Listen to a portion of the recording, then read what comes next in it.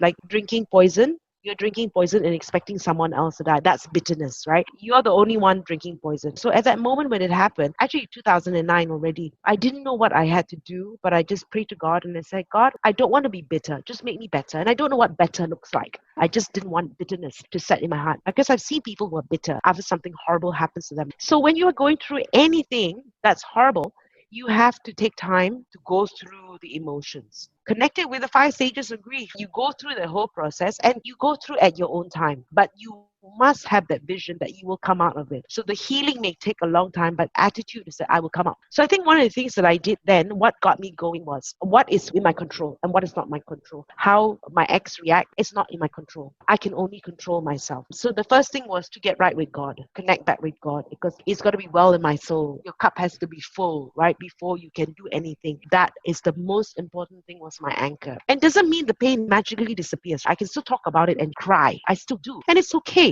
because it's still a painful experience. Doesn't mean that I don't cry anymore. So the thing was to get right with God. Like if everything is removed from me right now, if who am I, not a newsreader, not a writer, none of that, who am I is very important. Who's the am I is also very important. So you got to be very clear about that. So find your anchor, whatever it may be. For me, it is my God. The second thing was exercise. Why exercise? Exercise gives you your endorphins, your oxytocin, the happy chemicals. So it is that you're going to be fitter in the process anyway. So I went to do a boot camp with people I completely didn't know. And it was fun. I needed that time out. Your whole body aches. You're getting happy chemicals from exercise. That is the process. So you go through the motions until you get that point to better.